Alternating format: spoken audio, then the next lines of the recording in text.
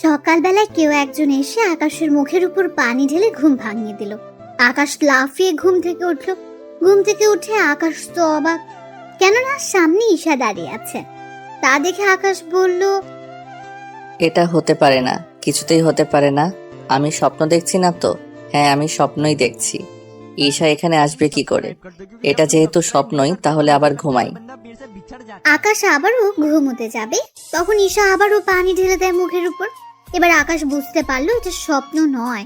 এদিকে আকাশের কথা শুনে ঈশা তো হাসছে। ঈশা, তুই এখানে? আমি স্বপ্ন দেখছি না তো? না ভাইয়া, তুই কোনো স্বপ্ন দেখছিস না। এখন চুপচাপ বিছানা থেকে উঠে ফ্রেশ হয়ে রেডি হয়ে নিচে নামবি। আমি তোর সাথে আজকে ভার্সিটি যাব, তাই এখনই তুই রেডি হয়ে নিচে নামবি। আমি কোন ক্লাসে পড়ি আর তুই কোন ক্লাসে পড়স? তুই মাস্টার্স করছিস আর আমি অনার্স দ্বিতীয় বর্ষ। তাতে কি, এখন উঠবি কি না তাই বল। পড়ছি। এইদিকে আকাশ ফ্রেশ হয়ে নিচে নেমে আসলো।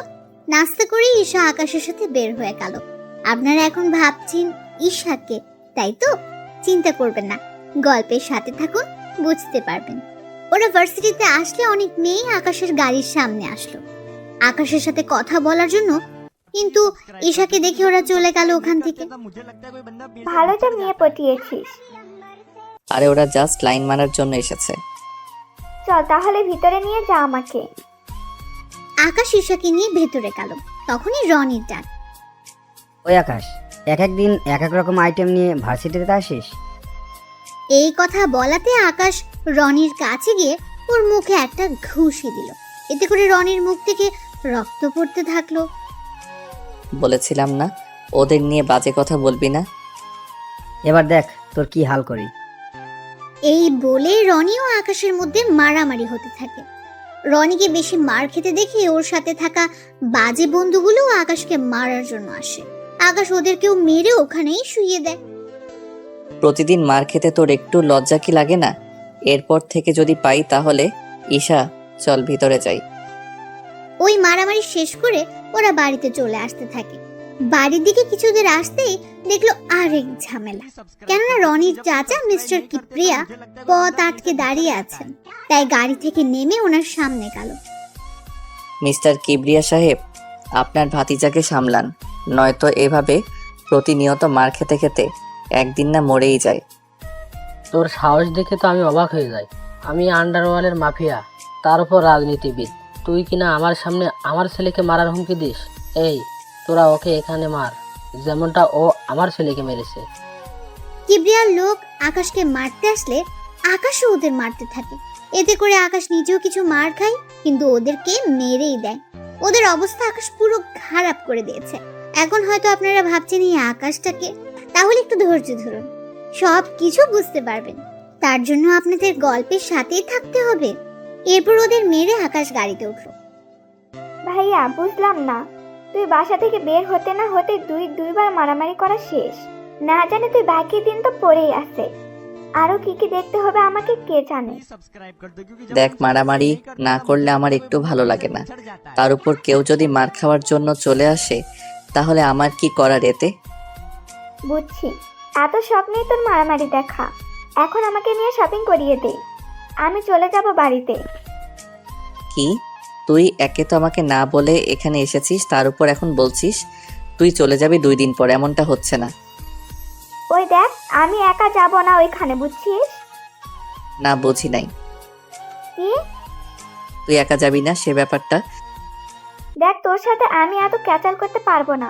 2 দিন পর চলে যাব, তাই এই 2 দিন আমাকে তুই এই শহরটা ঘুরে দেখাবি এবং আমার যা যা লাগে সবকিছু কিনে দিবি। দেখ, আমি তোকে কিনে দিতে তো মানা করিনি, তুই এসেছিস, আরো 1 মাস থাক। না ভাইয়ের সামনে পরীক্ষা, তাই বেশি দিন থাকতে পারবো না। আকাশ কি করবে বুঝতে পারছে না, তাই ওখান থেকে একটা শপিং মলে গেল। ওখানে আকাশ ঈশার পছন্দ অনুযায়ী অনেক ড্রেস, কসমেটিক আরো অনেক কিছু কিনে দিতে থাকে। এদিকে ঈশাও আকাশের জন্য কিছু ড্রেস কেনে। আমার জন্য কেন? তুই চুপচাপ থাকতে পারিস না? আকাশ চুপ হয়ে দাঁড়িয়ে রইল। সবকিছু নেওয়া হয়ে গেল। আকাশের কাছ থেকে কার্ড নিয়ে কাউন্টারে দিয়ে দেয়। ওনারা বিলে ডলারগুলো রেখে কার্ড দিয়ে দেয়। শপিং মল থেকে বের হয়ে আসলো। তখন শপিং মলের সামনে কয়েকটা ছেলে বসে বসে মেয়েদের খারাপ খারাপ কথা বলছে। ওই ভাইয়া, এখানে এসেও শান্তি নেই। কি হয়েছে? এই যে মেয়েদের চিজ করা, এদের জন্য তো বের হওয়াই মুশকিল। দাঁড়া, ওদের ব্যবস্থা করতেছি। থাক ভাইয়া, এমনিতে 2বার মারামারি করা শেষ, আর লাগবে না। ভাইয়া চল এখান থেকে। আকাশ ঈশার কথায় ওখান থেকে চলে আসতে যাবে, তখনই আসার আগে ওই ছেলেগুলোর গালে কয়েকটা থাপ্পড় দিয়ে দেয় আকাশ। ভাইয়া, তোকে না মানা করছি। ওরা তোকে বাজে কথা বলেছে, ছেড়ে দেই কি করে? ভাইয়া তুইও না। ওরা ওখান থেকে চলে আসছে বাড়িতে। বাড়িতে এসে ঈশা ওর রুমে চলে যায়। এইদিকে ঈশা কেন এসেছে, কখন এসেছে, আকাশের পরিচয় কি, তা আপনাদের একটু পরেই বলছি। এখন একটু ফ্রেশ হয়ে আসি, কিছুক্ষণ অপেক্ষা করুন। চলুন এবার আকাশের পরিচয় দিই। আকাশের পুরো নাম হলো পারভেজ হোসেন আকাশ, আমাদের গল্পের হিরো। আকাশের আব্বু এই শহরের ব্যবসা করে। এই শহরের সবাই ওনাকে শাহজাহান চৌধুরী নামেই চেনে। ওনার স্ত্রী মানে আকাশের আম্মু মিসেস পারুল আক্তার, উনি হাউসওয়াইফ। বাড়ির সব কাজ কাজের লোকেরা করলেও রান্নাটা উনি নিজের হাতেই করেন, কেননা আকাশ ওর মায়ের হাতের রান্নাই বেশি খায়। আকাশের আরো কয়েকটা কোম্পানি আছে এই শহরে। উনি এখানকার ধনী লোকেদের মধ্যে তৃতীয় স্থানে আছেন। বাকি রইল ঈশার পরিচয়। ঈশা হলো আকাশের ফুফাতো বোন, যে বর্তমানে আকাশদের বাড়িতে কয়েকদিন বেড়াতে এসেছে। ঈশার সম্পর্কে বাকি তথ্য পরেই জানতে পারবেন। বাকি রইল গল্পের নায়িকা, তার সম্পর্কে আরো পরে আপনাদের বলবো। এখন আপাতত গল্পে ফেরা যাক। ঈশা রান্নাঘরে গিয়ে ওর মামির চোখে হাত দেয়।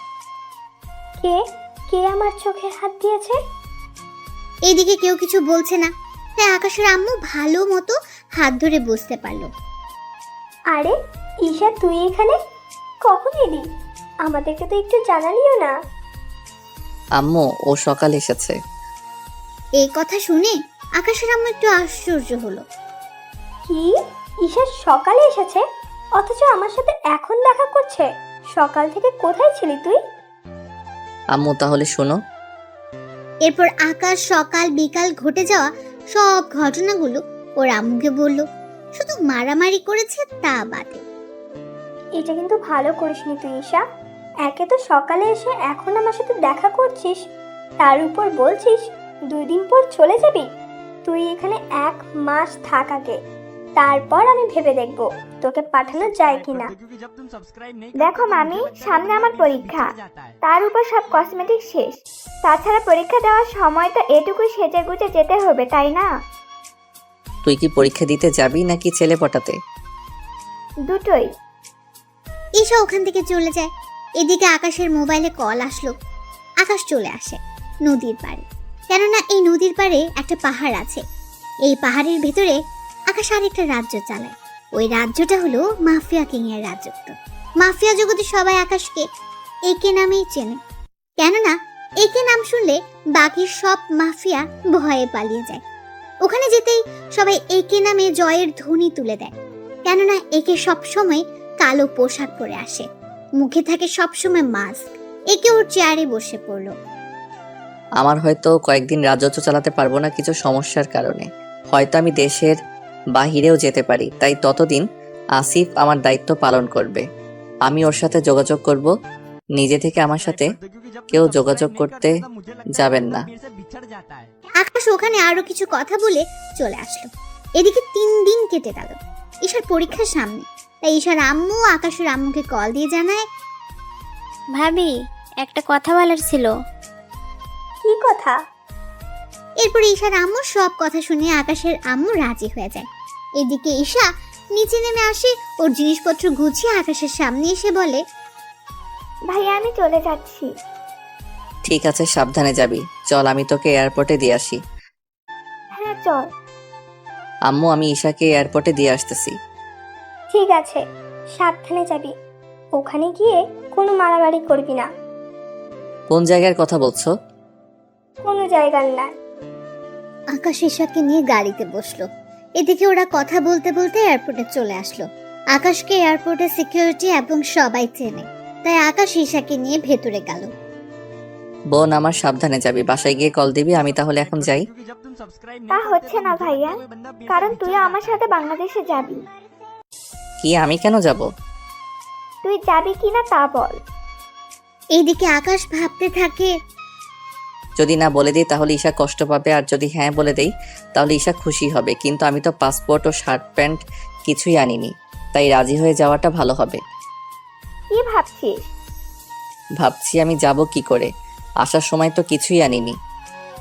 আমি জানতাম এমন কিছুই বলবি, তাই আসার সময় পাসপোর্ট নিয়ে এসেছি তোর। বাকি রইল শার্ট প্যান্ট, ওইগুলো তোকে দেশে নিয়ে গিয়ে কিনে দিব। আকাশ কোনো উপায় না পেয়ে ঈশার সাথে চলে এলো বাংলাদেশে। কেননা সে ভেবেছিল কি আর হয়ে গেল কি। বাংলাদেশে আসার পর এয়ারপোর্ট থেকে বের হয়ে আসলে আকাশের ফুফু ফুফা ওনারা দুজনেই সামনে দাঁড়িয়ে আছেন। তাই আকাশ ওনাদের পায়ে সালাম করলো। সত্যি আকাশ, আমাদের অনেক ভালো লাগছে, কারণ এই প্রথম তুমি বাংলাদেশ এসেছো, তাও ঈশা অনেক চালাকি করে নিয়ে এসেছে। তাও ভাবি না থাকলে তো সম্ভবই হতো না।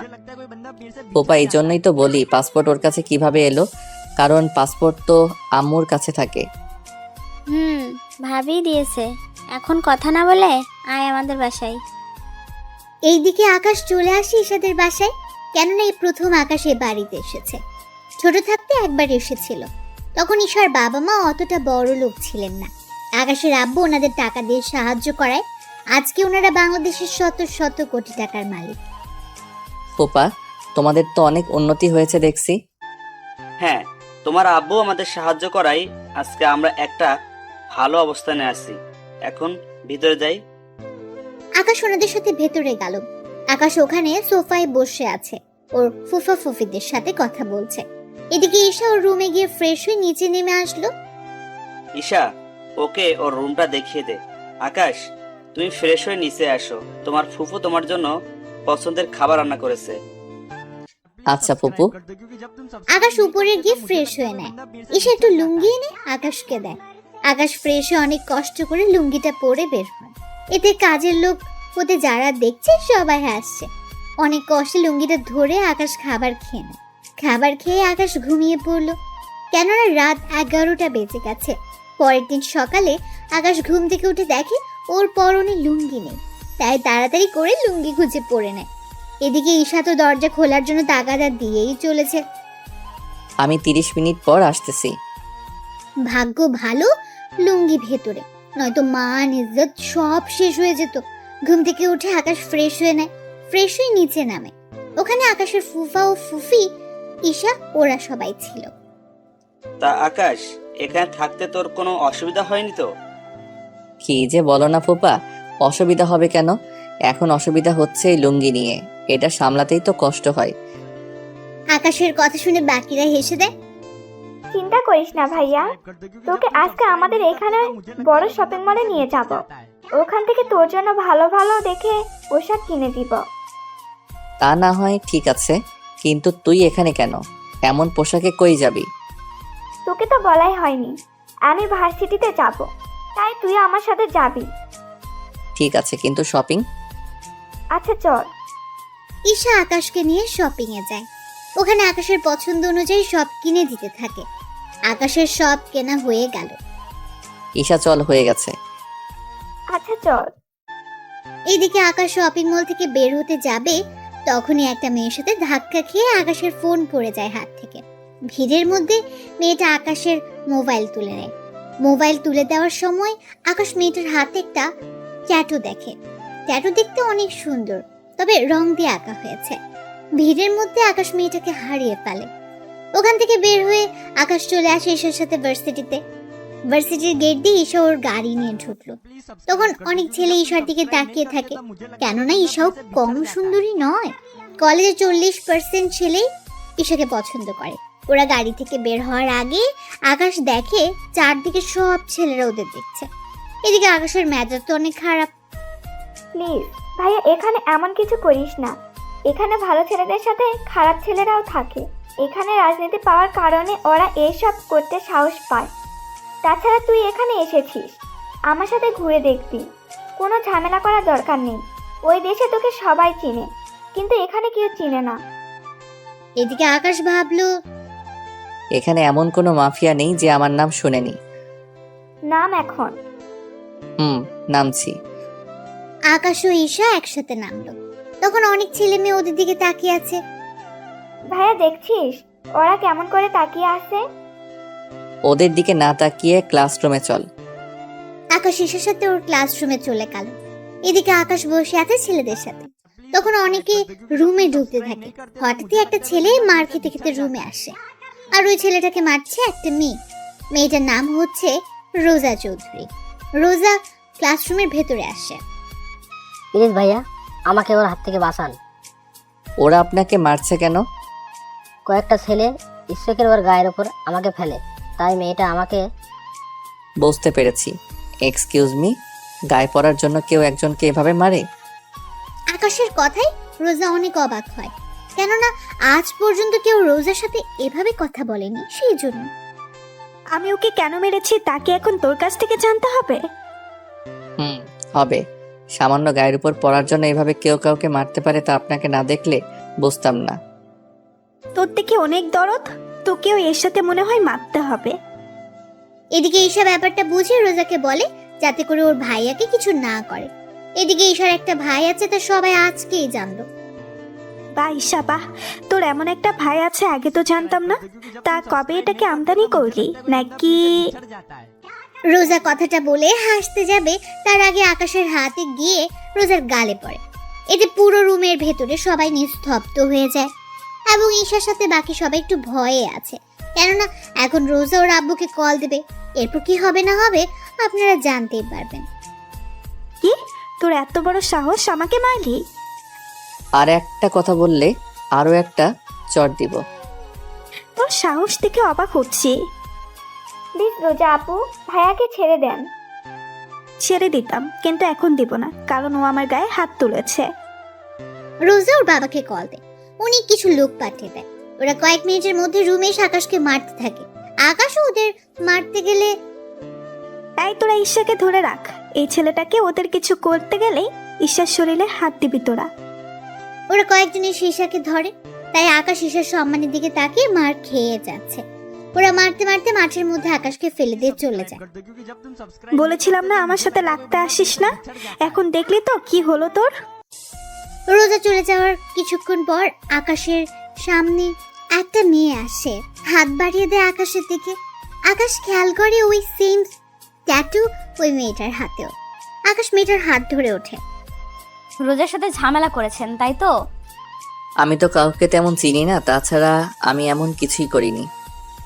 এই জন্যই ওর লোকেদের হাতে মার খেলেন। নতুন ছেলে পেলে ওরা এমনই করে। এর মধ্যে ঈশা চলে আসে ওখানে। ভাইয়া তুই ঠিক আছিস তো? হ্যাঁ, আমি ঠিক আছি। ঈশা, ও তোমার ভাই হয়? হ্যাঁ ইরা আপু, তবে মামাতো ভাই। চলো ওনাকে হসপিটালে নিয়ে যাই। হ্যাঁ চলো আপু। ঈশা ও ইরা আকাশকে ধরে গাড়িতে ওঠায় এবং হসপিটালে নিয়ে আসে।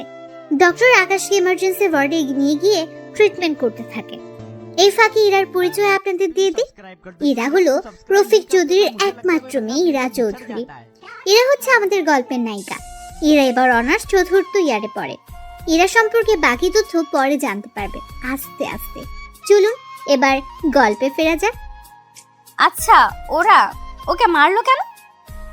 ইরা আপু আর বলো না, ভাইয়াকে নিয়ে আমি ভার্সিটিতে এনে আমার সাথে ক্লাসে নিয়ে আসছিলাম, কারণ ভাইয়ার নয়তো সময় কাটবে না, তাই ভাবলাম আমার সাথে থাকলে সময় কাটবে।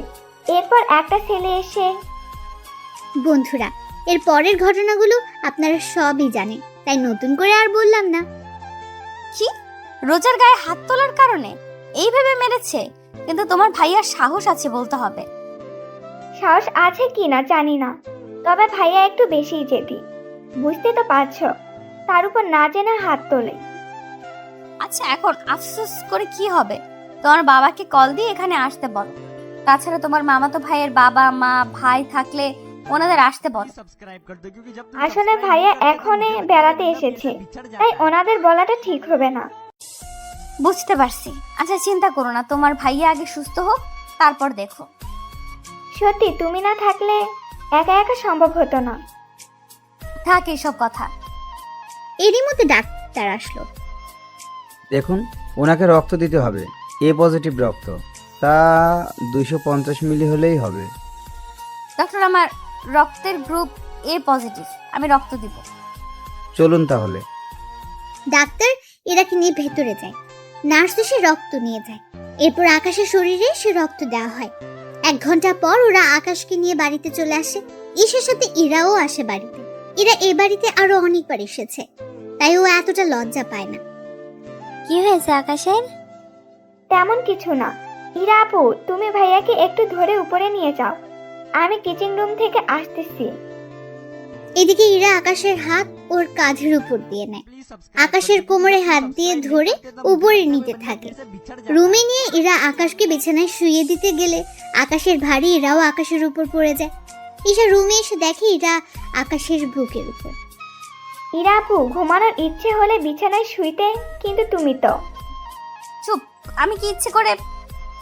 থাক আপু, এখন ভাইয়ার শার্ট চেঞ্জ করে দিতে হবে। এগুলো চেঞ্জ করবে কে? আপু, তুমি শুধু ভাইয়াকে উঠিয়ে ধরে রাখবে, আমি শার্ট খুলে রেখে দিব। আচ্ছা। ইরা ধরে রাখে, ঈশা শার্ট খুলে রেখে দেয়। ইরা এবার আকাশের বুকের দিকে তাকায়। 6 প্যাক বডি, তার উপর অনেক সুন্দর চেহারা, সাথে বডিও। আপু, এমন করে দেখলে নজর লেগে যাবে। ঈশার কথায় ইরা চোখ ফিরিয়ে নেয় এবং অনেক লজ্জা পায়। চলো আপু, লজ্জা পেতে হবে না। ভাইয়া ঘুমাক, আমরা কিছুক্ষণ কথা বলি। তুমি দুপুরে খেয়ে তারপর বাসায় যাবে। আমাকে তাড়াতাড়ি যেতে হবে। কোনো কথা হবে না, চলো আমার সাথে। এরা কোনো উপায় না পেয়ে চলে যায় ঈশার সাথে। ওখানে ওরা গল্প করতে থাকে।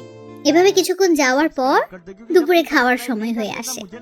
তখন ইরা ও ঈশা খাবার খেয়ে নেয়। খাবার খাওয়া শেষ হলে ঈশা আকাশের রুমে যায় এবং ওকে খাইয়ে দেয়, সাথে ঔষধ খাইয়ে দেয়। ঔষধ খেয়ে আকাশ ঘুমিয়ে পড়ে। এদিকে ঈশা ও ইরা কথা বলছে। আচ্ছা ঈশা, তোমার ভাইয়া কোথায় থাকে আর পরিবারে কে কে থাকে? আসলে ভাইয়াকে আমি নিয়ে এসেছি, সামনে পরীক্ষা তো, সেজন্য ভাইয়া আমাকে পড়া বুঝিয়ে দিবে। কিন্তু আমি ক্লাস করার জন্য তো ভার্সিটিতে যেতে হবে, কিন্তু ভাইয়া একা একা, তাই আমার সাথে নিয়ে গেছি। বুঝতে পারছি, কিন্তু এরপর থেকে ভার্সিটিতে গেলে আবারও তো মারবে। আপু, তোর তো কোনো কাজ নেই, তাই বলছিলাম কি, ভাইয়াকে যদি তোমার সাথে আমাদের শহরটা ঘুরে দেখাতে, তাহলে সময়ও কাটতো। কিন্তু ঈশা, তুই তো জানিস আমি ছেলেদের একদম বিশ্বাস করতে চাই না। এদের সুযোগ দিলে গায়ে হাত দেওয়া শুরু করে দেয়। চিন্তা করো না ইরা আপু, আমার ভাইয়া অন্য সবার মতো না। তুমি ভাইয়ার সাথে ঘুরলে বুঝতে পারবে। ঠিক আছে, তাহলে কাল আমি ওকে নিয়ে আসবো। এখন আমি যাই। সত্যি আপু, তুমি অনেক ভালো। এরা চলে যায়। রাতের বেলা আকাশ ঘুম থেকে উঠলে ঈশা আকাশকে সবকিছু বলতে থাকে। আকাশ প্রথমে না করেছিল, কিন্তু পরে রাজি হয়ে যায়। পরের দিন সকালে ঈশা রেডি হয়ে ভার্সিটিতে যায়। এদিকে ইরা আসে আকাশকে নেওয়ার জন্য। আকাশ ইরার সাথে বেরিয়ে পড়ে, তবে সাথে কোনো গাড়ি নেয়নি, কারণ গাড়ি হলে ঘুরে মজা পাবে না। ওরা একটা রিক্সা ডাক দেয়। ইরা রিক্সাতে উঠে প্রথমে আকাশকে পরীক্ষা করতে চেয়েছে যে আকাশ কি রকম ভাবে ওর সাথে মিশতে চায়। এখানে উঠে বসেন। আকাশ ওখানে উঠে বসে। রিক্সা চলতে থাকে। এর ইচ্ছে করে আকাশের সাথে শরীরের টাচ খাওয়ায়, যাতে করে আকাশ মতলবটা বুঝতে পারে। এভাবে কয়েকবার টাচ খাওয়ার পর আকাশ রিক্সাওয়ালাকে থামতে বলে। এই যে ভাই, রিক্সা থামান। কোনো সমস্যা? আসলে এভাবে গেলে আপনি যেভাবে আমার সাথে টাচ হচ্ছে তার উপর জায়গা কম। এভাবে একটা মেয়ের সাথে। বুঝতে পেরেছি, আপনি চাচ্ছেন আমার শরীরের সাথে যেন আপনার শরীরটা টাচ হয়, তাই তো? হ্যাঁ, তাই। আকাশের কথা ইরার অনেক ভালো লাগে, তাই ইরা এই প্রথম কোনো মেয়ের টাচে কোনো ছেলে নেমে যেতে চাইছে। দেখতে ছেলেটা স্মার্ট, কিন্তু খারাপ না, ভদ্র আছে বলতে হবে। কিছু বলছেন না যে? আচ্ছা, আমাদের দুজনের মাঝখানে যদি ব্যাগ দিয়ে দেই তাহলে তো কোনো সমস্যা নেই। আচ্ছা, দিন তাহলে। তারপর ইরা ব্যাগ দিলে আকাশ উঠে পড়ে। এভাবে ব্যাগের কারণে ওদের কারোর সাথে কারো টাচ লাগছে না। ওরা রিক্সা থেকে নেমে ভাড়া দিতে যাবে। আকাশও ওয়ালেট থেকে পাউন্ড বের করে রিক্সাওয়ালাকে দেয়। রিক্সাওয়ালা পাউন্ড দেখে কিছু বুঝতে পারছে না, তাই আকাশের হাতে পাউন্ড দিয়ে দেয়। এদিকে এরা ব্যাপারটা বুঝতে পেরে টাকা দিয়ে দিলে রিক্সাওয়ালা টাকা নিয়ে চলে যায়। এটা কি হলো? কোথায় কি হলো? এই যে আপনি ছোট একটা নোট দিলেন, উনি নিয়ে নিল, অথচ আমি অনেক বড় নোট দিলাম, আমারটা কেন নিল না? ব্যাপারটা হচ্ছে আপনার কাছে যে নোট আছে ওটা এখানে চলে না, তাই ব্যাংকে গিয়ে এই নোটটা ভাঙিয়ে নেই, তাহলেই হবে। চলুন তাহলে। আকাশ ইরার সাথে যেতে থাকে ব্যাংকের দিকে। পথে কয়েকটা ছেলে ইরাকে বাজে বাজে কথা বলছে। আকাশ দাঁড়িয়ে দেখে ইরা আকাশের হাত ধরে নিয়ে গেল। এদিকে ছেলেগুলো আকাশের পিছু পিছু আসতে থাকে। ওরা ব্যাংকের কাছে প্রায় চলে এসেছে। আপনি একটা কাজ করুন। আকাশ বান্ডিল বের করে, এখান থেকে 5টা নোট ইরার হাতে দেয়। এইগুলো ভিতরে নিয়ে গিয়ে কি আনবেন তা নিয়ে আসেন। এরা নোট 5টা নিয়ে ব্যাংকের ভেতরে ঢুকে যায়। এরা ভেতরে যাওয়ার পর আকাশ ওই ছেলেগুলোকে মারতে থাকে। ওদের মেরে অনেকের হাত পা ভেঙে দিয়েছে। এদিকে এরা ক্যাশ কাউন্টারে 5টা নোট দেয়। ওরা 5টা নোট দেখে হিসাব করে ইরাকে এক ব্রিফকেস টাকা দেয়। এতে করে এরা অবাক হয়। আপনারা ভুল করছেন না তো? 5টা নোটের বিনিময়ে 84 লক্ষ টাকা দিচ্ছেন। ইরার কথায় কেশর আবারও চেক করে, দেখে সব ঠিক আছে। পরে এরা ওখানে একটা নোট ভেঙে বাকি নোট গিয়ে ও টাকাগুলো নিয়ে বেরিয়ে আসে। এসে দেখে আকাশ দাঁড়িয়ে আছে, তাই ওর হাতে বাকি 4টা নোট দিয়ে দেয়। আকাশ ওইগুলো রেখে দেয়। এরপর বাকি টাকা আকাশের হাতে দিলে আকাশ ওইগুলো ওর ব্যাগে রেখে দেয়। কি ব্যাপার, বাকি 4টা নোট ফিরিয়ে আনলেন? তো কি করব, ওই 4টা নোট দিলে হয়তো আমাকে টাকা মাথায় বয়ে আনতে হবে। একটা নোটে এতগুলো বান্ডেল? তাহলে চলেন পার্কে গিয়ে বসি। চলেন। এদিকে এরা ভাবে একটা নোটে 17টা বান্ডিল হলো, যদি এর কাছে থাকা পুরো বান্ডিল যদি টাকায় করি তাহলে তো বড় বড় ট্রাকে করে টাকা নিয়ে ঘুরতে হবে। তবে যাই হোক, ছেলেটা অনেক সহজ সরল, সাথে অনেক ভদ্রও আছে। কিছু ভাবছেন কি? না কিছু না, চলেন বসি। ওরা বসে পড়ে, তবে পাশাপাশি। চাপ আকাশের থেকে একটু আনইজি লাগছিল, তাই বারবার সাইডে চাপতে চাপতে পড়ে যায়। এতে ইরা হাসতে থাকে। আকাশ মাটিতে বসে ইরার হাসি দেখছে। সত্যি মেয়েটা অসাধারণ, কিন্তু সকাল থেকে আমার সাথে এমন কেন করছে? আরে পড়ে গেলেন কেন, উঠে বসেন। বলে হাত বাড়িয়ে দেয়। আকাশ ইরার দিকে হাত বাড়িয়ে দিলে ইরা আকাশকে টেনে উঠাতে গেলে উল্টো আকাশের উপরে পড়ে যায়। সরি, আমি ইচ্ছে করে আপনার কোনো দোষ নেই। আসলে আমি মেয়ে হয়ে আপনাকে টেনে তুলতে পারি বলেন? এখন যদি আমার বুকের উপর থেকে সরে দাঁড়ান তাহলে আমি উঠতে পারি। এরা তাকিয়ে দেখে সে নিজে আকাশের বুকের উপরে, তাই তাড়াতাড়ি করে উঠে যায় এবং আকাশও উঠে যায়। আমার অনেক ক্ষুধা লেগেছে, কিছু খেতে পারলে ভালো হতো। ফুচকা খাবেন? ফুচকা কি? চলেন ওখানে গিয়ে বসে বসে খাই। ওরা ফুচকার দোকানে গেল, গিয়ে ফুচকা খেতে থাকে। অনেক মজার তো। আরো খাবেন? হ্যাঁ খাবো। এরপর ফুচকা বানাতে থাকে, সাথে ওরা খেতে থাকে। এভাবে ফিশ প্লেট ফুচকা খাওয়া শেষ। আকাশ একটা বান্ডেল এগিয়ে দিয়ে বলে, ওনার বিল দিয়ে দিন। তাই বলে পুরো বান্ডেল দিয়ে দেবেন? আমি তো জানি না। নিন আমি দিচ্ছি। ওরা বিল দিয়ে কিছুক্ষণ গল্প করতে থাকে। এর মধ্যে ঈশা কল দিলে এরা ওখান থেকে উঠে পাশে গিয়ে কথা বলে। ইরা আপু, কোথায় আপনি? এই তো আমরা শাহবাগ রমনা পার্কে। কেন বলো তো? না, ভেবেছিলাম আড্ডা দিব, কিন্তু এখন তো আর হচ্ছে না। আচ্ছা, তোর ভাই দেখি কিছুই বোঝে না, আজকে আমাকে টাকা ভাঙাতে ব্যাংকে পাঠায়। এরপর কি হয়েছিল তা তো আপনারা সবাই জানেন, তাই নতুন করে কিছু বলার নেই। আসলে ভাইয়া প্রথম এই দেশে এসেছে, তাই টাকা সম্পর্কে কিছু চেনে না। আপনি একটু দেখিয়েন, নয়তো এই 17 বান্ডেল আজকে হয়তো দেখবেন শেষ করে ফেলেছে। একটু আগে ফুচকা খেয়েছিলাম, ওখানে পুরো একটা বান্ডেল টাকা দিয়ে দিয়েছিল। তার উপর রিক্সাওয়ালাকে ওই দেশের ডলার দিচ্ছিল। রিক্সাওয়ালা যদি নিয়ে নিত, তা যদি ব্যাংকে দিত, তাহলে এই 17 লক্ষ টাকা পেয়ে যেত। আচ্ছা ভাইয়া, এখন কোথায়? এই তো বেঞ্চে বসে আছে। কথাটা বলে তাকিয়ে দেখে আকাশ নেই, তাই কল কেটে দিয়ে খুঁজতে থাকে। কিছু দূর গিয়ে দেখে আকাশ কতগুলো পথ শিশুদের হাতে একটা করে টাকার বান্ডেল দিচ্ছে। 5টা শিশুর হাতে 5টা বান্ডেল। পাশে ওদের বাবা মা এগিয়ে আসছিল, তখন এরা ওনাদের বলে, দেখুন উনি এই দেশে থাকে না, তাই না বুঝে দিয়েছে। এখন এই টাকা দিয়ে ছোটখাটো একটা দোকান দিবেন, এইভাবে ওদের হাতে ভিক্ষা করাবেন না। ওনারা ইরার কথা শুনে চলে যায় ওখান থেকে। ওই দিন ওরা ঘোরাঘুরি করে ইরা আকাশকে বাসার সামনে নামিয়ে দেয়। ভিতরে যাবেন না? আজ না, সকালে আমি আবার আসবো। তাহলে আমি রেডি হয়ে থাকবো। এই নিন, এইগুলো আপনি রাখেন। আমাকে কেন দিচ্ছেন? আসলে আমি তো জানি না কি করে খরচ করতে হয়, তাই আপনি সাথে থেকে খরচ করবেন। আমি কিছুটা রেখেছি নিজের কাছে। একটা বান্ডেল দিয়ে বাকিগুলো বাসায় রেখে দিবেন, আর আপনি একটা বান্ডেল দিয়ে কাল বের হবেন। আচ্ছা, তাই হবে। আকাশ বাসায় গিয়ে ভেতরে ঢুকে নিজের রুমে গিয়ে ফ্রেশ হয়ে নেয়। অন্যদিকে ইরা ওর বাসায় চলে আসে। আকাশ সন্ধ্যার সময় নিচে নামে। ফুপু, কিছু খেতে দাও। অনেক খিদে পেয়েছে তোর, তাহলে বস, আমি খাবার দিচ্ছি। দাও। সন্ধ্যাবেলায় আকাশ নাস্তা করে বের হয়। একটু আশেপাশে দেখবে বলে বাড়ি থেকে বের হয়। বের হয়ে রাস্তার মাঝে আসে, তখন রোজার সাথে আকাশের দেখা হয়ে যায়। কি রে, এত তাড়াতাড়ি কি করে ভালো হয়ে গেলি? কেন, খারাপ থাকলে খুশি হতেন নাকি? এই, তুই আবারও শুরু করে দিয়েছিস? ওই দিন আমার বোনের জন্য কিছু করিনি, আজকে যদি কিছু করার চেষ্টা করছিস তো এখানেই তোকে উচিত শিক্ষা দিব। আকাশের কথা শুনে রোজা হাসতে থাকে। কি, তুই আমাকে মারবি? এত সাহস তোর? তুই জানিস না আমি কে, কি করতে পারি আমি? আর তুই জানিস না আমি কে? তা এখন পথ আটকে না দাঁড়িয়ে সামনে থেকে সরেন।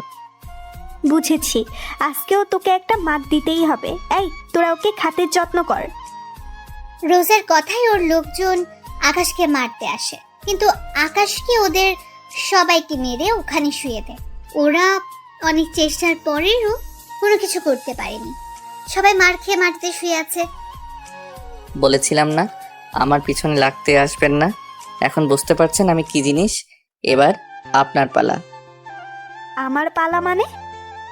বারে, ওই দিন যা পারিনি তা আজকে তো করতেই হবে। কি করবেন? আকাশ রোজার সামনে আসে। ওখানে এসে রোজাকে আবারও একটা থাপ্পড় দেয়। থাপ্পড় খেয়ে রোজা গালে হাত দিয়ে দাঁড়িয়ে আছে। ওই সময় ওখানে রকি আসে। আপনারা হয়তো অনেকে রকিকে ভুলে গেছে। রকি হচ্ছে সেই ছেলে যাকে মারার জন্য আকাশ ওদের সাথে মারামারি করে। ভাইয়া, আপনি এখানে? আর রোজা আপু, আপনি এখানে? ওই, আমি এখানে কি জন্য এসেছি তা কি তোকে বলতে হবে?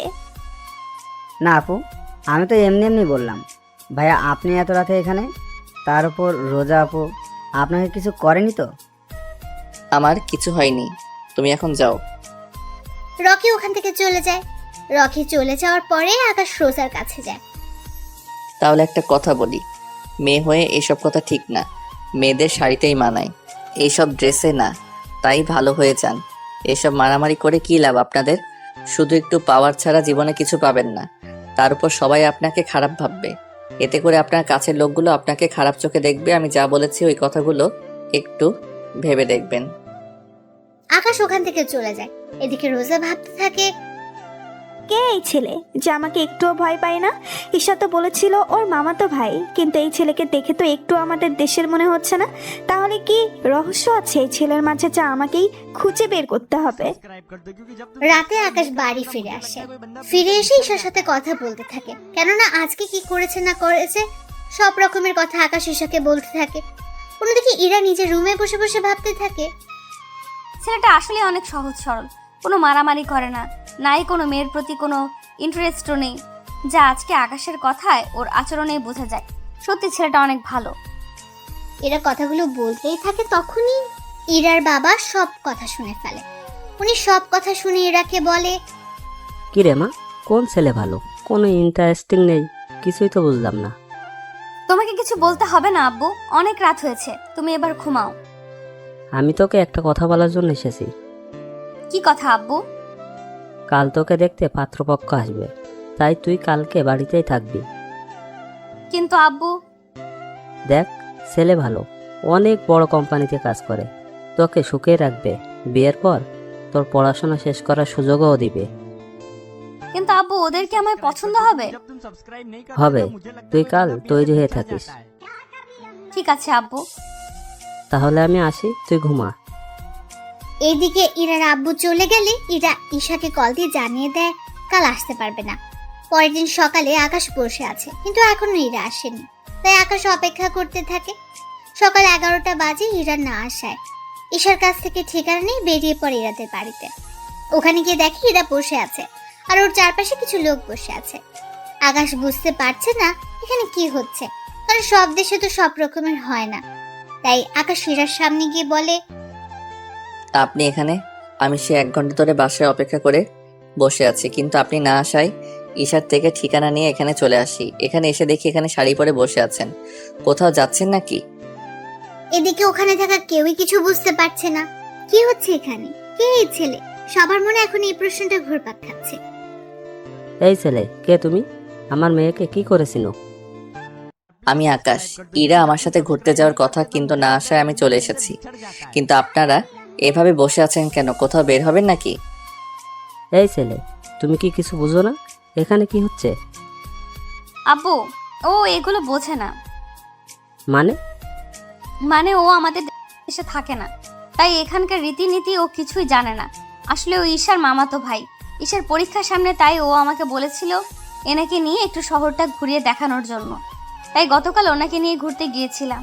আজকেও ঘুরতে যাওয়ার কথা ছিল, কিন্তু আব্বু তুমি বলাতে আমি আর যাইনি। এই ছেলে, আজকে আমার মেয়ের বিয়ের কথাবার্তা চলছে, তাই তুমি যখন এসে পড়েছো তখন অনুষ্ঠান শেষ হলে যাবে। ইরার বিয়ের কথা শুনে আকাশের কিছুক্ষণের জন্য খারাপ লাগলো, তাই চুপচাপ করে বসে আছে। এদিকে পাত্রপক্ষের বাবা জানায় ইরার সাথে ওনার ছেলের বিয়ে দেবেন না, কারণ ওনারা সন্দেহ করছেন ইরার সাথে এই ছেলের রিলেশন আছে।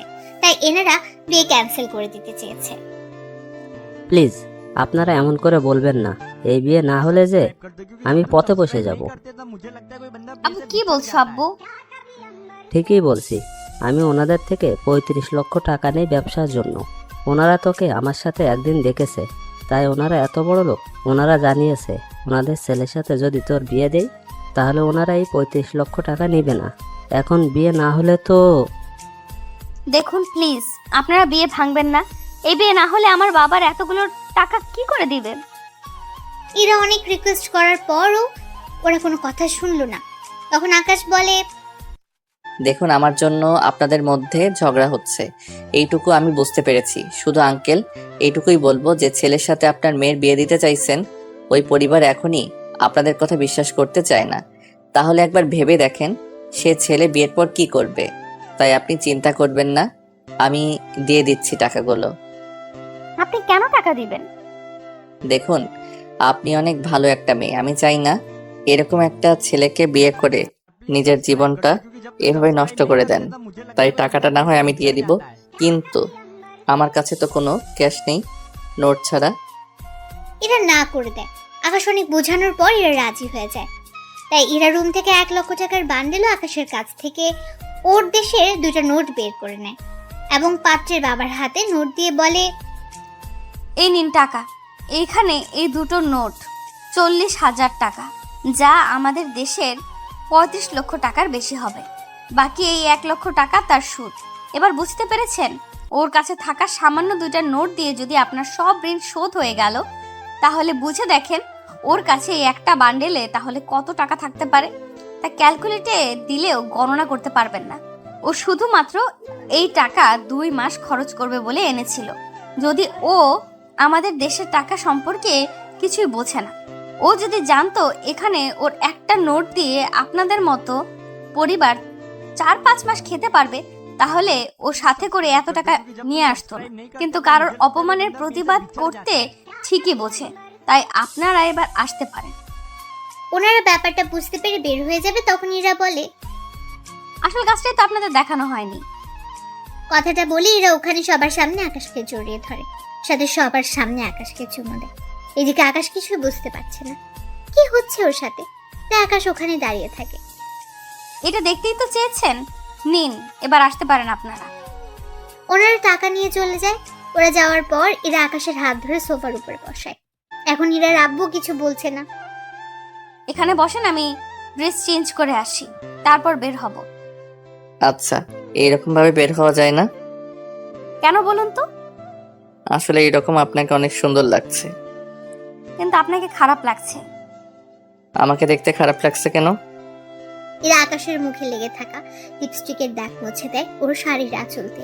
যদিও তখন ইরার বাবা ওখানে ছিল না, উনি নিজের রুমে চলে গেলেন। এখন ঠিক আছে, চলুন তাহলে এবার ঘুরতে যাই। আচ্ছা চলুন। ইরা আকাশের হাত ধরে বাড়ি থেকে বের হয়ে আসে। ওরা এখান থেকে একটা রিক্সা নেয়। রিক্সার দুজনে বসে পড়ে। রিক্সায় বসে ইরা আকাশের কাঁধে মাথা রাখে। যদিও আকাশ একটু দূরে সরে বসতে চেয়েছিল, কিন্তু ইরা ততই কাছে এসে বসতে থাকে। ইরা আকাশের এক হাত ধরে রেখেছে, ওর সাথে আর আকাশের কাঁধে মাথা রেখে বসে আছে। এদিকে আকাশের কেমন যেন ভালো লাগা কাজ করছে। এদিন ওরা ভার্সিটিতে যায়। ওখানে অনেকে আজকে ইরার দিকে তাকিয়ে আছে, কেননা ইরা আজকে অনেক সুন্দর করে সেজেছে। তাই অনেকগুলো কাপল ছবি তুলে নেয়। আকাশ এই ছবিগুলোর বাবা মাকে পাঠিয়ে দেয়। সবাই আপনার দিকে যেভাবে তাকিয়ে আছে, এই নিন, এটা মুখে লাগিয়ে নিন।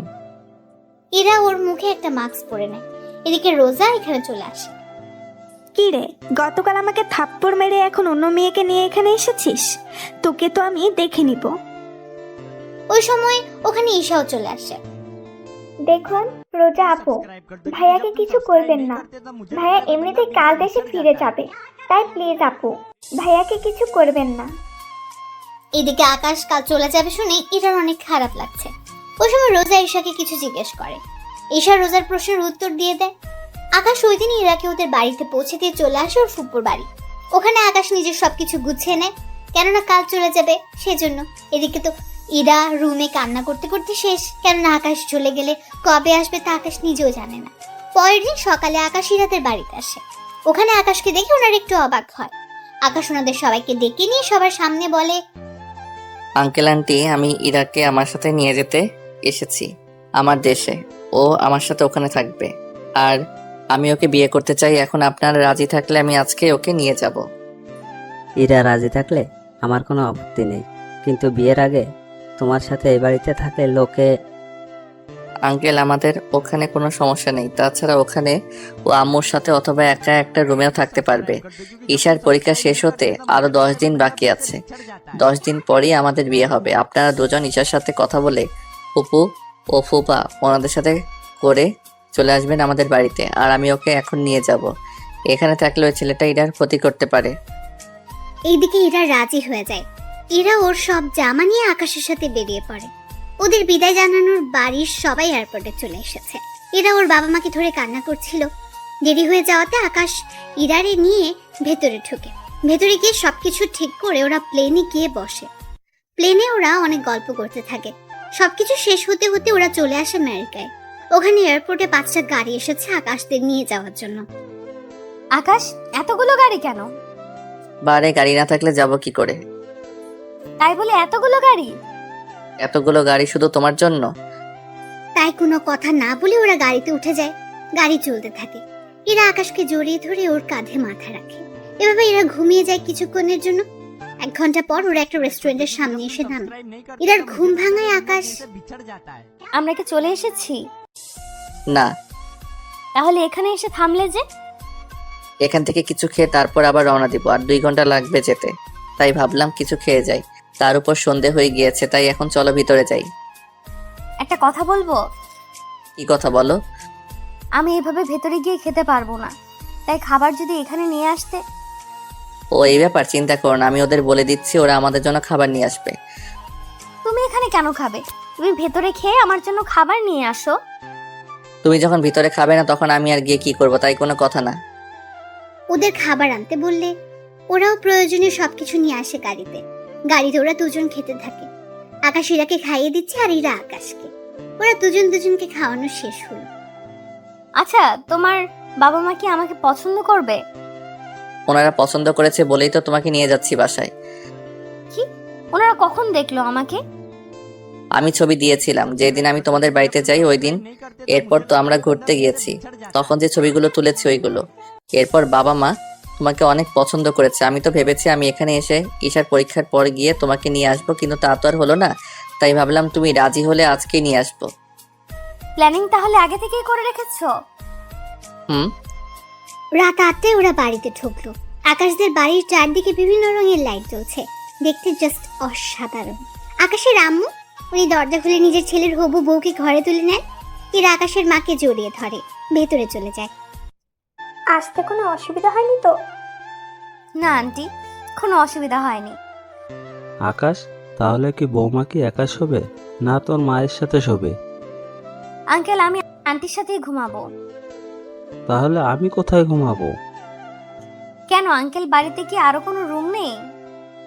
ইরা, এ বাড়িতে মোট 15টা রুম আছে। আব্বু তো আম্মুকে ছাড়া ঘুমায় না, তাই। তাহলে আমি বরং একাই শুবো এই কয়েকদিন। ঠিক আছে, এখন তোমার রুমটা দেখিয়ে দিচ্ছি, তুমি ফ্রেশ হয়ে রেস্ট নাও, সকালে কথা হবে। তাই হবে। আকাশ ইরাকে নিয়ে রুমে চলে যায়। ইরাকে একটা রুম দেখিয়ে দেয়। ইরা রুমে গিয়ে ফ্রেশ হয়ে ঘুমিয়ে পড়লো। এদিকে আকাশ রুমে এসে ভাবতে থাকে, কখনো ভাবিনি বাংলাদেশে গিয়ে কোনো মেয়েকে ভালো লেগে যাবে। যাও, একজনকে পেলাম, অনেক কিউট একটা মেয়েকে পেলাম, সত্যি অনেক ভালো মেয়েটা। এখন শুধু বিয়েটা হলেই আর কিছু লাগবে না। পরের দিন সকালে বাংলাদেশের মধ্যে ভার্সিটিতে রোজা যায়। ওখানে রোজা ঈশাকে দেখতে পায়, তাই ওর কাছে যায়। এই ঈশা, এইদিকে আয়। জি আপু বলেন। তোর ভাইয়া কই? কেন, ভাইয়াকে দিয়ে কি করবেন? কোথায় আছে তা বল।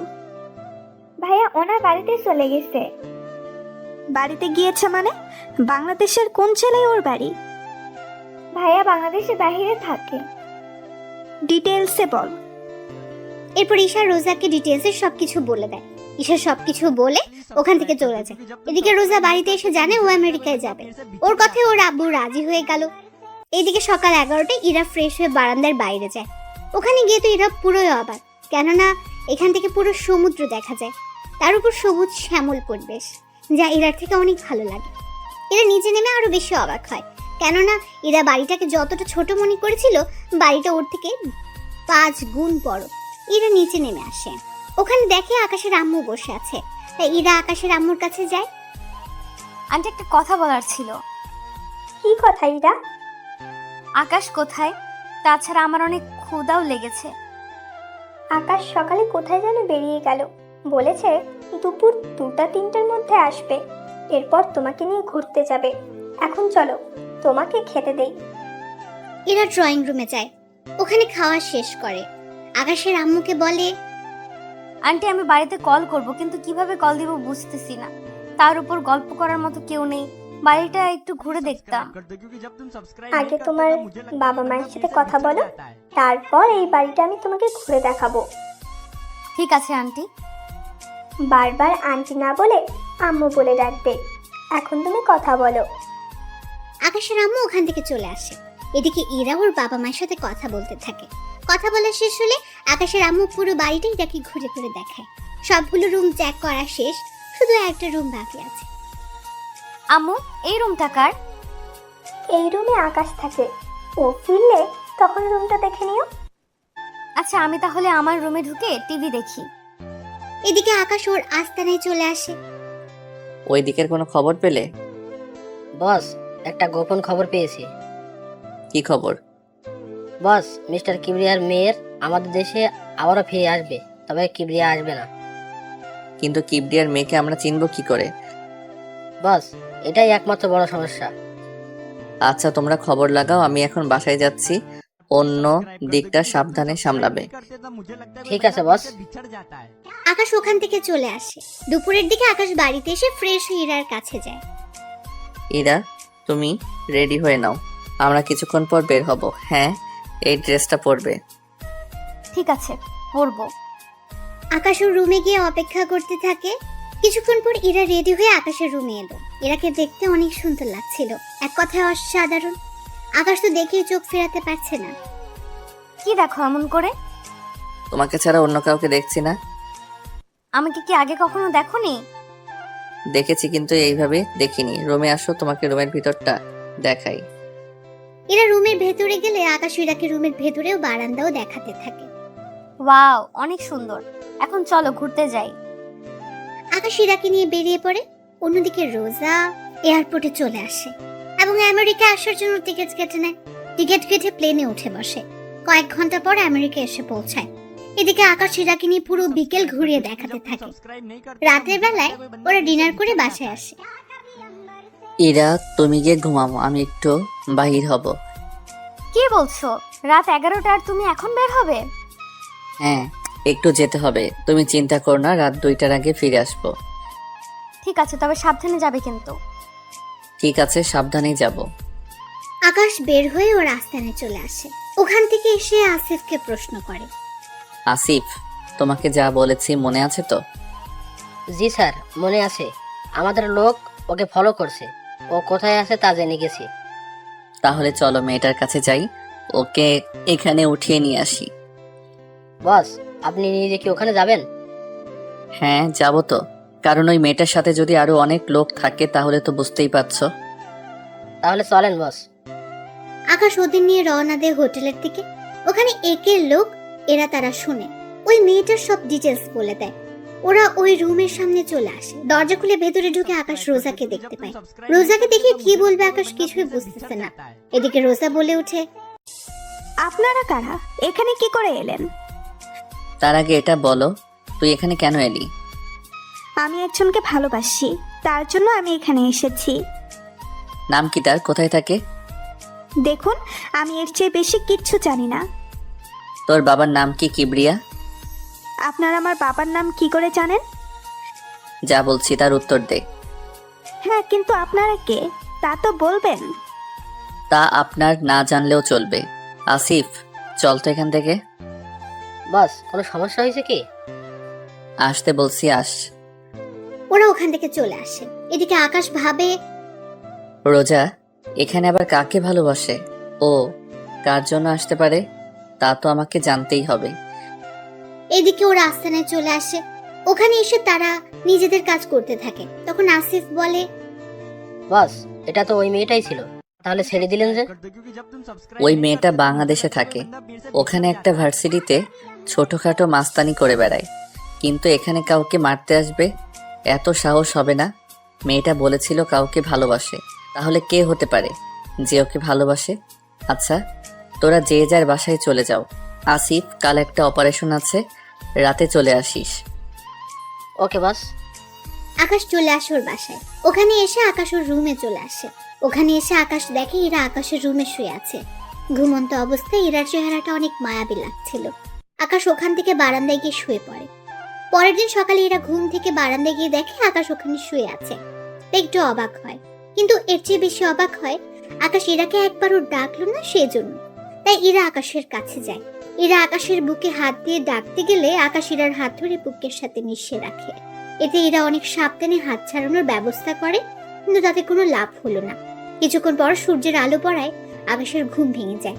ঘুম থেকে উঠে আকাশ দেখে ইরা হাত ধরে আছে, তাই তাড়াতাড়ি করে ছেড়ে দেয়।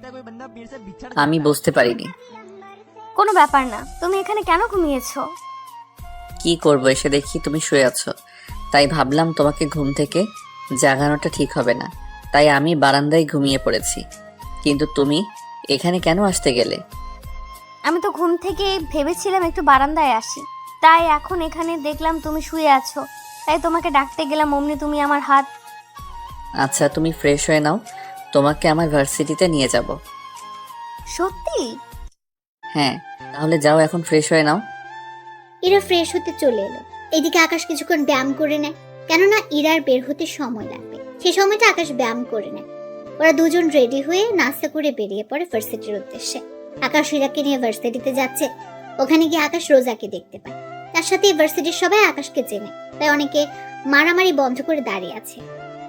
আচ্ছা, এই মেয়েটাকে খুব চেনা চেনা লাগছে, মনে হচ্ছে এর আগেও কোথায় যেন দেখেছি। আমারও তাই মনে হচ্ছে। আরে এই তো রোজা, যে মেয়েটা তোমাকে ভার্সিটিতে মেরেছে। কিন্তু এই মেয়েটা এখানে কেন এসেছে? একটা কাজ করো, তুমি গিয়ে জিজ্ঞেস করো, আমি গেলে তো। তুমি কি এখনো ভয় পাচ্ছ নাকি? এটা তোমার ভার্সিটি, এখানে তোমাকে ভয় পেতে হবে না। ঠিক আছে, আমি তোমার সাথে যাব, কিন্তু তুমি ওর সাথে কথা বলবে, ঠিক আছে? ঠিক আছে। এদিকে আকাশ ইরাকে নিয়ে রোজার সামনে যায়। রোজা আকাশের সাথে ইরাকে দেখে কিছুটা চমকে ওঠে। এ কি ইরা, তুমি এখানে, তাও আকাশের সাথে কি করে? আমি আকাশকে ভালোবাসি আর আকাশও আমাকে ভালোবাসে, তাই আমি ওর সাথে এসেছি। কিছুদিন পর আমরা বিয়ে করব। কিন্তু রোজা, তুমি এখানে কেন এলে? আমিও একজনকে ভালোবেসে এখানে এসেছি, কিন্তু এখন তো দেখছি। কে সেই ছেলে? সে হচ্ছে আকাশ।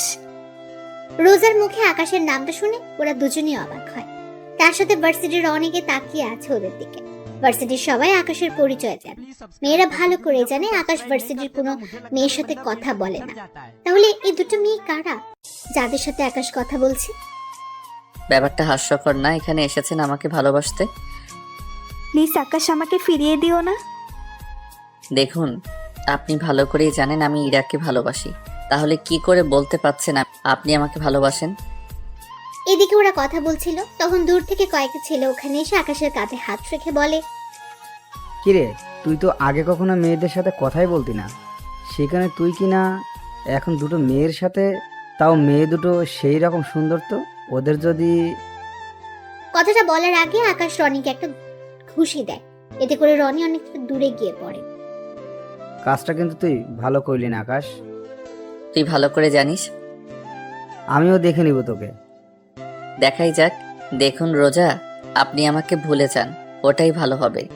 ইরা, চলো এখান থেকে। আকাশ ইরাকে নিয়ে ওখান থেকে চলে আসে। এদিকে রোজা ভাবতে থাকে ইরাকে আকাশের কাছ থেকে কি করে আলাদা করা যায়। তাই রোজা ঠিক করে এই রনিকে হাত করবে, তাহলে আকাশের সম্পর্কে সব জানতে পারবে। এইদিকে আকাশ ইরাকে নিয়ে চলে আসে পার্কে। তুমি এখানে বসো, আমি তোমার কোলে মাথা রেখে শুয়ে থাকি। আচ্ছা থাকো। ইরা মাথা রেখে শুয়ে পড়লো। অন্যদিকে রনি ওর বন্ধু এবং সাথে করে কয়েকজন ছেলেকে আনলো আকাশকে মারার জন্য। ওরা পেছন থেকে আকাশকে মারতে আসে, কিন্তু তখন ভাগ্য ভালো, আকাশ ছবি তুলছিল, তাই পেছনের মানুষটাকে আকাশ দেখতে পেল।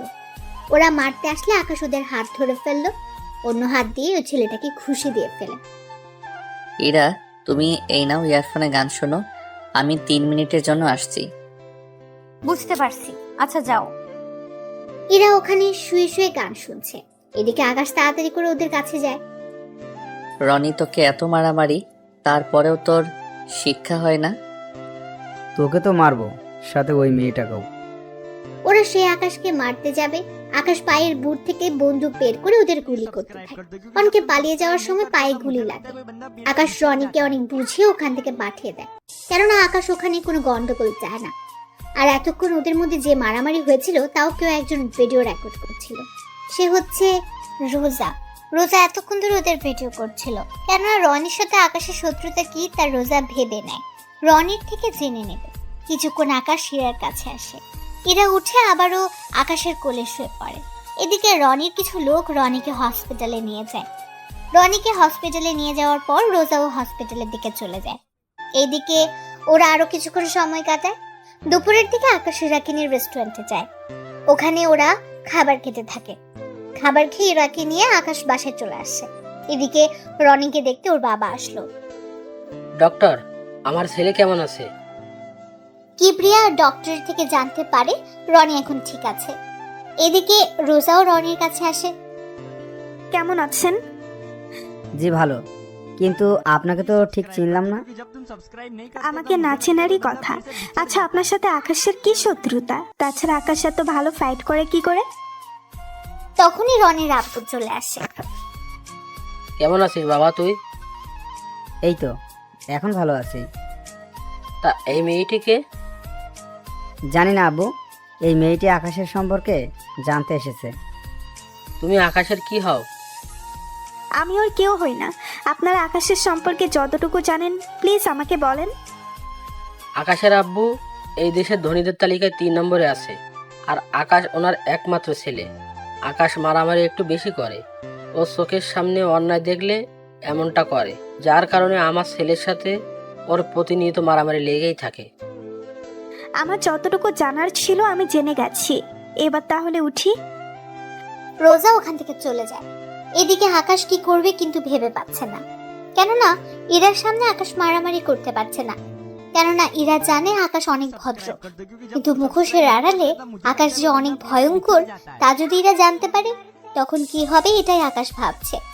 ওই দিন রাতের বেলায় আকাশ বের হয়ে আসে ওর জঙ্গলের আস্তানার দিকে, কিন্তু ওখানে এসে আকাশ ওর সব লোকদের রেডি হতে বলে। আসিফ, সবগুলো লোক কি রেডি হয়েছে? হ্যাঁ বস, সবাই রেডি। এখন শুধুমাত্র আপনি হুকুম দিলে আমরা বেরিয়ে পড়ব। তবে কোথায় যাবেন আর কি পরিমাণে অস্ত্র নিতে হবে তা বলে দেন, তাহলে ভালো হবে। পর্যাপ্ত পরিমাণে সবকিছু নিয়ে নাও। তাই হবে বস। ওরা সবকিছু রেডি করে বেরিয়ে পড়ে গাড়ি নিয়ে। গাড়ি নিয়ে কিছু দূর যাওয়ার পর আকাশ ওদের সবাইকে থামতে বলে। এবার তোমরা সবাই আলাদা আলাদা যাবে, মানে হচ্ছে আমরা চারদিক থেকে ওদেরকে ঘিরে ফেলবো, এরপর আমরা ওদের আক্রমণ করব। তাই হবে বস।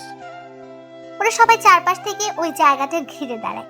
ওরা একে একে যেই এই বাসা থেকে বের হতে যায় অমনি আকাশের লোক ওদের মেরে ফেলছে। এভাবে অনেক লোককে মারা হয়ে গেল। কিন্তু আশ্চর্য কথা হলো মাত্র 5-6টা লোক এই ঘরে ছিল। এটা জেনে আকাশ আশ্চর্য হয়, কেননা আকাশে জানা মতে এখানে অনেক লোক থাকার কথা এবং এখানে আজকে নারী পাচার করার কথা কিবরিয়ার। কিবরিয়া হলো রনির বাবা, যিনি রাজনীতির সাথে জড়িত, আবার মাফিয়া গ্রুপের সাথেও জড়িত। আকাশ ওর লোকজনকে নিয়ে ভেতরে যায়, কিন্তু ওখানে কোনো লোক নেই। আর এই তোমরা ভালো করে আশেপাশে খুঁজে দেখো, কোনো গুপ্ত দরজা তো অবশ্যই পাবে। ঠিক আছে বস। ওরা সবাই মিলে গুপ্ত দরজা খুঁজতে থাকে। অনেকক্ষণ পর ওরা গুপ্ত দরজা খুঁজে পেল। ওই দরজা দিয়ে ভেতরে ঢুকতে থাকে। ওখানে গিয়ে ওরা একটা ম্যানহোলের মতো জায়গায় গিয়ে পৌঁছালো। তোমরা 3-4 জন করে এক একজন এক এক টানেলের ভিতর দিয়ে যাও। যদি ওদের দেখতে পাও তাহলে ফিরে এসে সবাই ঠিক এই জায়গায় আসবে। এরপর আমরা সবাই মিলে ওখানে যাব, তবে নিজে থেকে কিছু করতে যেও না। ওরা সবাই খুঁজতে থাকে। কিছু দূর গিয়ে ওরা একটা মুখ দেখতে পায়, তাই ওরা মুখের দিকে যেতে থাকে। ওখানে গিয়ে ওরা কয়েকটা ট্রাক দেখতে পায়, তাই ওই লোকগুলো পিছিয়ে এসে ওই জায়গায় আসে। ওরা ওখানে এসে বাকি লোকদের দেখতে পায়, তাই ওরা সাবধানে ভেতরে ঢুকে যায়। ওখানে গিয়ে ওরা বুঝতে পারে ওরা একটা পাহাড়ের ভেতরে রয়েছে, কেননা পাহাড়ের বাইরে এখন রয়েছে ওই ট্রাকগুলো। বস এখন কি করব? গুলি চালাও, তবে মেয়েগুলোর গায়ে যেন না লাগে। তাই তারা গুলি চালাতে বলে ওর লোকদের। অন্ধকারে আকাশের লোক ভালো দেখতেই পাচ্ছিল, কারণ পাহাড়ের বাইরে গাড়িগুলোর কাছে আলো ছিল। টানেলের ভেতরে থাকা লাইটগুলো তার ওরা কেটে দেয়, এতে করে ভেতরে অন্ধকার। আকাশ ওর লোকদের নিয়ে আস্তে আস্তে ভেতরে দিয়ে শুয়ে শুয়ে সামনে এগোচ্ছে। অনেকটা পথ ওরা যেতে যেতে অনেক লোককে মেরে ফেলে। তাহলে ওদের যেহেতু মারা শেষ, তাহলে গাড়ির দরজা খুলে দাও। ওরা দরজা খুলে ভেতরে অনেক মেয়েকেই দেখতে পায়, তাই একে সবাই বের করে নেয়। ওরা অনেক ভয় পেয়েছিল। ওইদিকে ওদের নিয়ে আকাশ পুলিশ স্টেশনের সামনে নামিয়ে দিয়ে আকাশ চলে যায়। এদিকে মেয়েগুলো ভেতরে গিয়ে ওদের ঠিকানা দিয়ে দেয়। এতে করে সকাল হলেই পুলিশ তাদের বাসায় দিয়ে আসে। ওদের সব ব্যবস্থা করে আকাশ বাসায় চলে আসে। আজকেও এরা আকাশের রুমে শুয়ে আছে, তাই আকাশও বারান্দায় গিয়ে শুয়ে পড়ে। সকালে আকাশ উঠে ফ্রেশ হয়ে নেয়। এদিকে আকাশ দেখে এরা এখনো ঘুমোচ্ছে, কারণ তখন সকাল 7টা বাজে, তাই এর আগে না জেগে আকাশ বের হয়ে আসে। আম্মু আমাকে নাস্তা দাও। কি রে, তুই আজকে এত তাড়াতাড়ি উঠে গেলি কেন? ঘুম আসছিল না, এখন খেতে দাও। ইরাকে আসার সময় নিয়ে আসছি। এখন মাত্র 7টা বাজে, তুমি আমাকে খেতে দাও, আমি একটু বাহিরে যাব। ও আসতে আসতে আমি ফিরে আসব। আকাশ নাস্তা করে বেরিয়ে পড়ে। আকাশ পথে যেতে যেতে রোজাকে দেখতে পায়, কেননা রোজা আগে থেকে এখানে ছিল। তাই আকাশ গাড়ি থামিয়ে রোজার কাছে যায়। রোজা, আপনি এখানে কেন? আর পথ আটকিয়ে কেন দাঁড়িয়ে আছেন? তার আগে এটা বল, রোজা সবসময় একজন ভদ্র ছেলেকে বিয়ে করতে চেয়েছিল, কিন্তু এখানে এসে জানতে পারলাম তুই মোটেও ভদ্র না, সারাক্ষণ মারামারি করিস। যদি এই কথা ইরা জানতে পারে তাহলে কি হবে ভেবে দেখেছিস? যা হওয়ার পরে হবে, কিন্তু ইরাকে জানিয়ে তোর কি লাভ? লাভ তো আমারই হবে, কারণ ইরা তোর জীবন থেকে চলে গেলে আমি তোর জীবনে এন্ট্রি নিব। তোর সাহস তো কম না, তোকে তো আমি দেখ, আমার সময় যাচ্ছে, তাই আমার সামনে থেকে সর। যেখানে যাওয়ার যেতে পারিস। আমি পার্কের ভেতরে মারামারি করার সময় ভিডিও করে নিয়েছি। এই ভিডিওটা যদি ইরা দেখে তাহলে সেই সুযোগ তুই কখনো পাবি না, তাই এখন রাস্তা থেকে সরে দাঁড়া। আকাশের চোখের দিকে তাকিয়ে রোজা ভয় পেয়ে যায়, তাই ওখান থেকে সরে যেতে আকাশ গাড়ি নিয়ে চলে আসে। 1 ঘন্টা পর আকাশ ফিরে আসে বাড়িতে। বাড়িতে এসে ইরার মাথার পাশে একটা প্যাকেট রেখেছে। ইরা ঘুম থেকে উঠে প্যাকেটটা দেখতে পায়, তাই প্যাকেটটা নিয়ে ওয়াশরুমের ভেতরে চলে যায়। ওখানে ইরা প্যাকেটের মধ্যে শাড়ি দেখতে পায়, তাই ওই শাড়িটা পরে নিচে নেমে আসে একেবারে তৈরি হয়ে। ইরা নিচে নেমে আসছে আর আকাশ তার দিকে তাকিয়ে আছে, কেননা ইরাকে দেখে মনে হচ্ছে আসমান থেকে পরি নেমে এসেছে। কেননা এতটাই সুন্দর লাগছিল যে বলার বাইরে। কি দেখছো অমন করে? তোমাকে দেখছি। অনেক সুন্দর লাগছে তোমাকে। আগে কি দেখতে খারাপ লেগেছে নাকি? না, কিন্তু আজকে অনেক বেশি সুন্দর লাগছে তোমাকে। তাহলে চলো নাস্তা করে বেরিয়ে পড়ি। আজকে যাব সমুদ্র দেখতে। সত্যি? তাহলে চলো চলো। নাস্তা তো করে যাবে? পরে করবো, আগে চলো। ওরা বেরিয়ে পড়ে সমুদ্র দেখার জন্য। ওরা ওখানে অনেকটা সময় কাটায়, দুজন পাশাপাশি হাঁটা, বসা, একসাথে খাবার খাওয়া। ওরা দুজনেই ওখানে অনেক মজা করছিল। মাঝে মাঝে এরা আকাশের কোলে ওঠার জন্য বায়না ধরে, তাই আকাশও এরাকে কোলে নিয়ে বালুর উপর দিয়ে হাঁটে। ওরা কোথাও বসলে এরা আকাশের কাঁধে মাথা রাখে, এতে করে এরা অনেক শান্তি পায়। তার সাথে আকাশও। ওরা ওখানে একসাথে গোসলও করে, কেননা আসার সময় আকাশ বাড়তি পোশাক নিয়ে এসেছে, কেননা পানিতে ওরা গোসল করবে সেই জন্য। এরাও আকাশ দুজনে পোশাক চেঞ্জ করে পানিতে নামে। ওরা দুজন দুজনকে ভিজিয়ে দেয়, এতে করে একজন আরেকজনের কাছে জড়িয়ে ধরে পানিতে পড়ে যায়। এভাবে ওরা সময় কাটায়। ওরা সময় কাটানো শেষ হয়ে গেলে দুজনেই ড্রেস চেঞ্জ করে নেয়। ওরা গাড়িতে উঠে বাড়ির দিকে রওনা দেয়। বাড়িতে এসে আকাশ ও ইরা দেখে আকাশের ফুফু, ফুফা ও ঈশা বসে আছে, তার সাথে ইরার বাবা মাও আছে। ইরা ওর বাবা মাকে দেখে দৌড়ে গিয়ে জড়িয়ে ধরে। এদিকে ঈশা এসে আকাশকে ধরে। কোথায় গিয়েছিলি তোরা? আমরা সে বিকাল থেকে অপেক্ষা করছি, আর তোরা এই রাতে এলি। আমরা সমুদ্রের ধারে গিয়েছিলাম। এদিকে ইরা ওর বাবা মার সাথে কথা বলতে থাকে। মা বাবা, তোমরা আসার সময় জানিয়ে কেন আসোনি? তোকে সারপ্রাইজ দেব বলে। তা তোরা কোথায় গিয়েছিলি? আব্বু, আমরা সমুদ্রের ধারে গিয়েছিলাম। তুমি জানো ও আমাকে প্রতিদিন ঘুরতে নিয়ে যায়। সত্যি ইরা, তুই কত সুখী। এত বড় বাড়ির বউ হবি, তারপর অনেক ভালো স্বামীও পেয়েছিস। হ্যাঁ আম্মু, আমি সত্যি অনেক লাকি, এত সুন্দর একটা পরিবার পেয়েছি। ওরা সবাই কথা বলতে থাকে। তখন আকাশের আব্বু অফিস থেকে ফিরে আসে। উনি ফিরে আসাতে ঈশার বাবা মা ও ইরার বাবা মা ওনাকে সালাম দেয়। উনি সালাম নিয়ে সবার সাথে পরিচয় হয়ে নেয়। কিছু মনে করবেন না, মাত্র অফিস থেকে ফিরেছি, আমি অনেক টায়ার্ড, তাই আমরা কাল সকালে ওদের বিয়ে নিয়ে কথা বলবো। ইরার বাবা মা ওনারা দুজনই হ্যাঁ বলে, কারণ ওনারা অনেক টায়ার্ড। শুধু আকাশের আব্বুর জন্য সবাই এত সময় ধরে এখানে বসেছিল। ওরা সবাই ডিনার করে চলে যায় ওদের রুমে। ঈশা ও ইরা একটা রুমে ঘুমায়, বাকিরা ওনাদের রুমে। পরের দিন সকাল 11টায় ওনারা বসে আছে আকাশ ও ইরার বিয়ের কথাবার্তা নিয়ে। ওনারা ওদের বিয়ের তারিখ ঠিক করে নেয়। ওদের বিয়েটা আমরা কালকে দিনের ভিতরেই দিয়ে দিব। আকাশের আব্বুর কথায় অনেক অনেক রকমের মন্তব্য করে, কারণ এখনো বিয়ের কোনো শপিং হয়নি, সেজন্য তার উপর বাড়িও সাজানো বাকি রয়ে গেছে। দেখুন, এরা যা যা লাগে সব কেনা হয়ে গেছে, রাতের মধ্যে সব চলে আসবে। বাড়িটা সাজানো দরকার নেই। আর আপনারা দেশে না গিয়ে এখানে আপনার মেয়ের সাথেই থাকতে পারেন, কারণ ওখানে আপনাদের দেখাশোনা করার জন্য কেউ নেই। যদি ইরার ভাই অথবা কোনো বোন থাকতো তাহলে হয়তো ওর জন্য ফিরে যেতে পারতেন, কিন্তু সব কিছু যেহেতু এখানে, তাই ওখানে যেতে হবে না।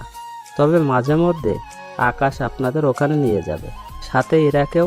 ওখানে আপনারা কয়েকদিন সময় কাটিয়ে আবার আকাশের সাথে চলে আসবেন। কিন্তু কোনো কিন্তু নয়। এদিকে রোজা এসে বলে, বাহ আঙ্কেল, ভালোই তো। ছেলের শ্বশুর শাশুড়িকে এখানে রাখতে চাইছেন, ভালো কথা। কিন্তু আপনার ছেলে যে ইরাকে ঠকাচ্ছে, তার কি হবে? রোজার কথা শুনে ওখানে থাকা সবাই একে অপরের মুখের দিকে তাকিয়ে আছে, কেননা কেউ এই মেয়েটাকে চেনে না। তার উপর এসব আজে বাজে কথা বলছে সেজন্য। এ মেয়ে, কে তুমি? আর বাড়িতে ঢুকলে কি করে? তার উপর এইসব কি কথা বলছো? আমি ঠিকই বলছি। আপনার ছেলে মারামারি করে, অথচ আপনার হবু বৌমা এই সম্পর্কে কিছুই জানে না। এটাকে কি ঠকানো বলে না? ও মারামারি করে, এতে তোমার কোনো সমস্যা হচ্ছে রোজা? এটা ঠিক, আমি মারামারি পছন্দ করি না, তাই বলে কারোর কাছে মার খেয়ে চলে আসবে তাও তো মেনে নিতে পারি না। ওই সময় বাংলাদেশে তুমি মেয়ে ছিলে বলে কোনো ছেলে তোমার গায়ে হাত তুলতো না, তাই ওই দিনও মার খেয়েছো। কিন্তু এটা ওর নিজের দেশ, এখানে ওকে কেউ মারতে আসলে তার তো প্রতিবাদই করবে। এরা তুমি বুঝতে পারছো না ব্যাপারটা? বুঝেছি আমি, ও কতটা সরল ছেলে তা আমি জানি। বাংলাদেশে ওর সাথে কয়েকটা দিন সময় কাটিয়ে বুঝতে পেরেছি। তার উপর এখানে এসে ওকে আরো ভালো করে জেনেছি। ওর ভার্সিটিতে কোনো মেয়ের সাথে ও কথা বলে না, তা আমি ওখানে গিয়ে জানতে পারলাম। দেখো, নিজের আত্মরক্ষায় মারামারি করলে কোনো সমস্যা নেই, তাই তুমি যা পাওয়ার জন্য এখানে এসেছো তা তুমি কখনো পাবে না। না পেলে জোর করে নিব আমি।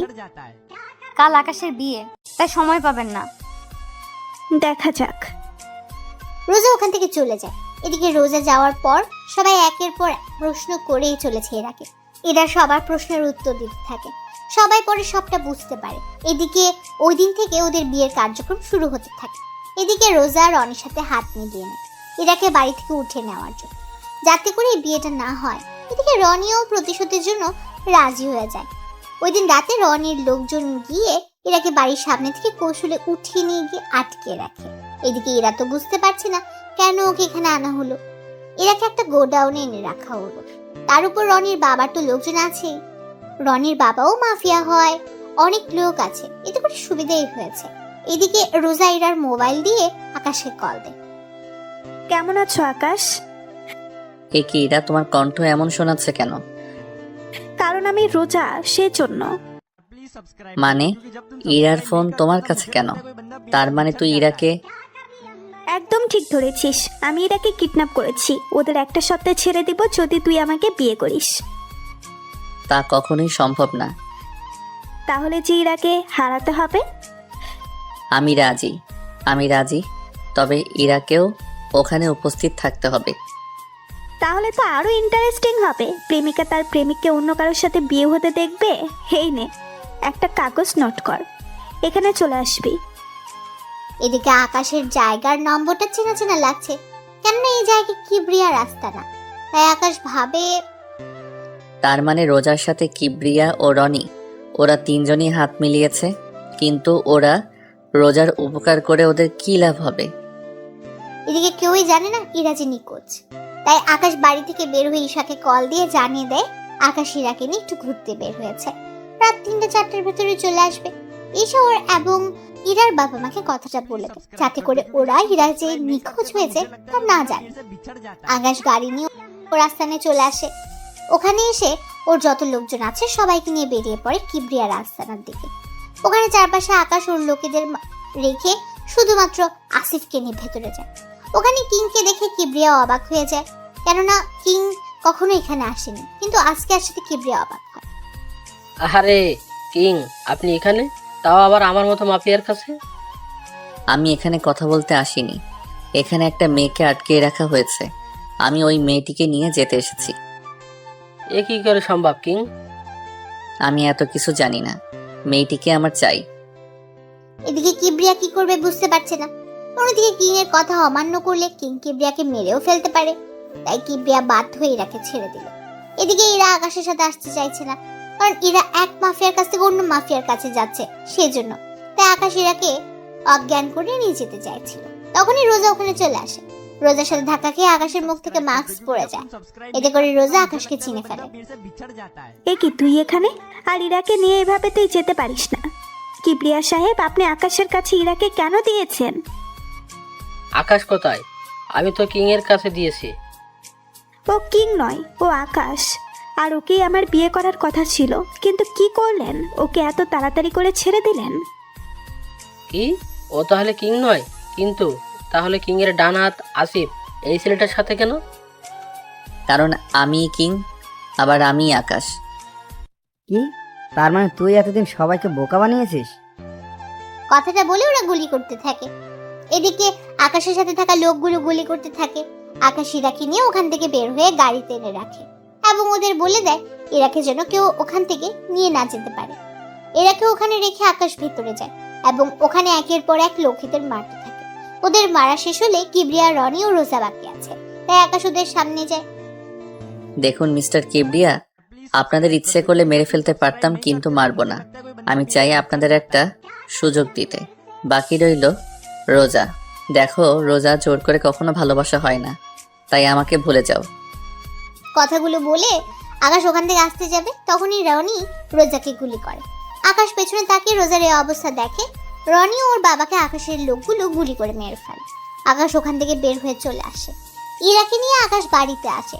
কেউ কিছু জিজ্ঞেস করলে আকাশ বলে দেয় ইরা ঘুমিয়ে পড়েছে। পরের দিন সকালে এরা ঘুম থেকে আকাশকে দেখে, তাই দৌড়ে এসে জড়িয়ে ধরে।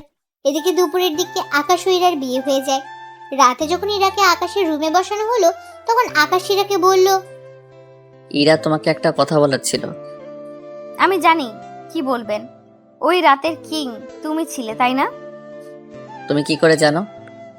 যখন আমাকে অজ্ঞান করেন তখন আমি তোমার আঙুলে আংটিটা দেখি। ওই আংটিটা দেখে কথা দাও আমাকে কখনো ছেড়ে যাবে না। কথা দিলাম, তবে তোমাকে ওই পথ ছেড়ে দিতে হবে। তোমার জন্য সব ছেড়ে দিব।